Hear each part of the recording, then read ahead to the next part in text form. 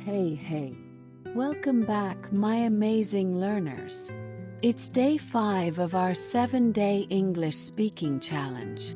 Now I want you to pause for just 1 second. Seriously, stop what you're doing and give yourself a round of applause because you've made it to day 5. You've stayed committed, you've been practicing, and you're absolutely killing it. 5 days. That's like a mini marathon. Let me tell you a little secret. Do you know what the difference is between people who succeed and people who don't? Showing up. Yep, just showing up every single day. And guess what? We're here. You're showing up. So no matter how awkward or silly you feel when practicing, you're already winning. You're one step closer to becoming a confident English speaker. And if you're thinking, oh no, it's day 5 and I still feel like I don't know anything, don't worry. Learning English isn't like flipping a switch. It's like cooking a complicated dish. Sometimes it takes a little more time for all the flavors to come together. Just because you don't see results right away doesn't mean you're not improving. Come on, have you ever cooked pasta? Sometimes you're like, is this done yet?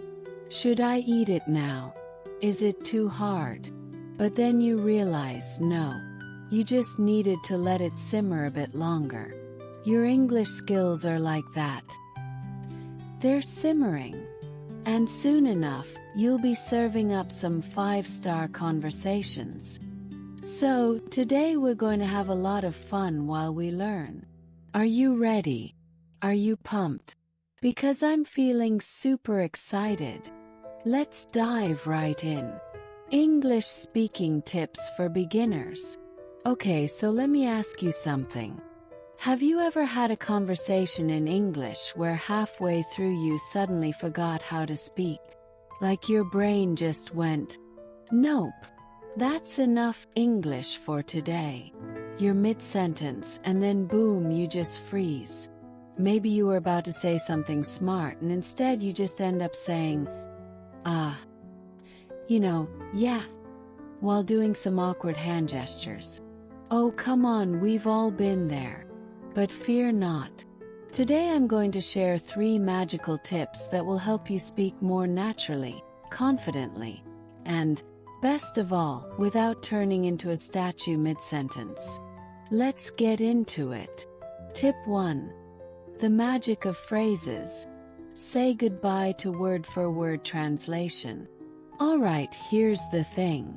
If you're translating every single word from your native language into English, you're setting yourself up for some very awkward conversations.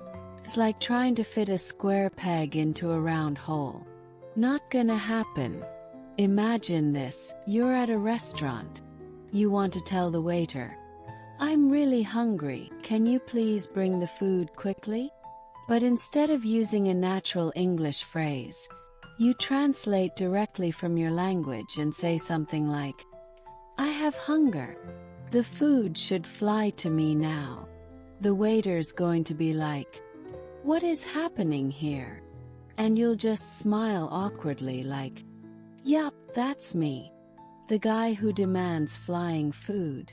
Instead of translating word for word, I want you to focus on learning phrases. Little chunks of language that people actually use in everyday life. Phrases are your secret weapon. When you start using them, you'll sound more natural, more fluent, and way less like a robot. Okay, let's practice. Repeat after me. Could you bring the food a bit faster, please? Oh, try. Hey, do you know where the nearest coffee shop is? Boom. You see how that flows? It's smooth like butter. That's because we're using real, natural phrases that people actually say. And by the way, speaking of coffee, next time you're ordering at a cafe, don't walk in like, I require a caffeinated beverage to boost my mood. Just say, can I have a coffee, please? Keep it simple, keep it natural, and you'll feel much more confident. Tip 2. Keep it short and sweet, less is more. Alright, listen up. One of the biggest mistakes English learners make is trying to use long, complicated sentences to sound smart. But guess what? Less is more.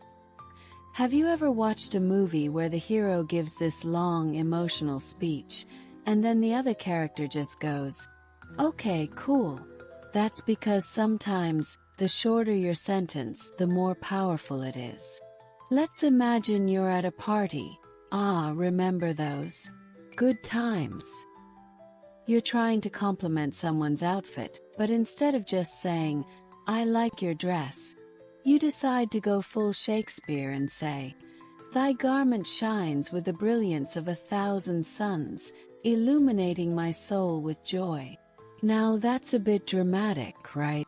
And your friend is probably going to be like, "Thanks. Are you okay?" My point is, you don't need fancy words to make a good impression. English is like a cheeseburger. It doesn't need 50 ingredients to be tasty. Keep it simple. Let's practice again. If you want to ask for help, don't say, "Would you be so kind as to offer your assistance to me in this particular matter?"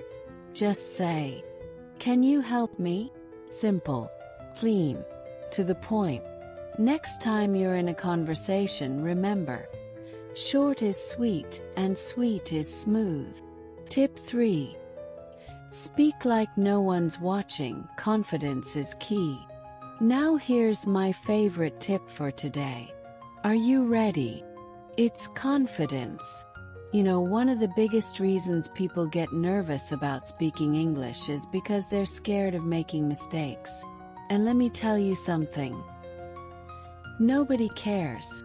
Seriously, nobody cares if you make a mistake. In fact, native speakers make mistakes all the time. Do you think they stop and say, "Oh no, I made a mistake. My life is over"? Well, they just keep talking, and you should too. Look, I want you to imagine you're an actor in a movie. You've got the spotlight on you, you're on stage, and you're owning it. Even if you forget your lines, you keep going. That's how you should approach speaking English. Be bold. Be brave. Speak like no one's watching. Even if you're not 100% sure what you're saying. 'Cause guess what? Confidence makes up for a lot. Here's a little exercise. Stand up, yes, right now. Come on, don't be shy. Stand up and say this out loud with me. I am a confident English speaker. Say it louder. I am amazing at speaking English. Now one more time, as loud as you can. I can speak English, and I'm awesome. See, doesn't that feel great? Confidence is everything. Even if you don't know all the words, the way you carry yourself will make a huge difference. And besides, who's going to argue with you? You're amazing. Funny segment. Let's laugh while we learn.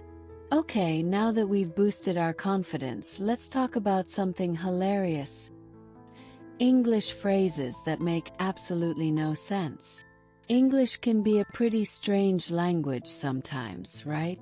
There are phrases that, if you take literally, you'll be totally confused. For example, have you ever heard the phrase, "break a leg"? Sounds a bit aggressive, doesn't it? Like, why would I want to break my leg? But actually, it means, good luck. It's one of those things that just makes no sense, but it's how we say it.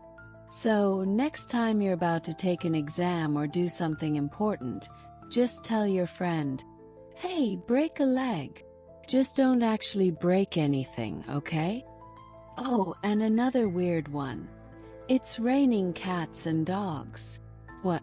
No, the weather isn't literally throwing animals at you. Just means it's raining a lot. Like a ridiculous amount. So, if you ever see heavy rain, just say, "Wow, it's raining cats and dogs." And watch people's faces light up because now you're using English like a pro. Funny segment. Continued. And let's not forget the classic phrase, hit the hay. Now, imagine this. After a long day, someone tells you, I'm going to hit the hay. And you're like, excuse me? Why are you attacking hay? What did the hay do to you? But what it really means is, I'm going to sleep. It's one of those English idioms that just doesn't make sense unless you already know it. But once you start using these quirky phrases, you'll sound like a native speaker. Speaking of sleep, have you ever heard the phrase catch some Z's? What are Z's, and why are we catching them? Is it like catching fish? Should I bring a net? The first time I heard it, I was so confused. Turns out it just means taking a nap or going to sleep. You don't actually need to chase after anything, unless you're chasing a comfortable pillow. English can be such a fun language when you dive into it, right? That's why I always say, if you're not having fun while learning, you're doing it wrong. You can laugh, make mistakes, learn weird phrases, and still be improving every day. Alright, now it's time to get you involved. Yes, you. Here's a fun little exercise I want you to try in the comments below. I'm going to give you 2 funny English phrases, and I want you to use them in a sentence. Phrase number 1. Piece of cake. No, we're not talking about dessert here. Means something that's super easy to do. Use it in a sentence like, that English quiz was a piece of cake. Now you give it a try in the comments. Phrase number 2. Spill the beans. This one's even funnier. It means to reveal a secret. So you could say, come on, spill the beans, what's the surprise? Use it in a sentence below. And let's see who's got the best one. I can't wait to see what you guys come up with. Let's have some fun with this challenge, because the best way to learn is to laugh along the way. Wrap up. More motivation and a fun farewell. Before we wrap things up for day 5, let me leave you with a little piece of advice. Don't be afraid to make mistakes. Seriously, mistakes are your best friends when learning a language. You want to know why? Because every mistake is a lesson in disguise. And trust me, even native speakers mix up words and phrases all the time.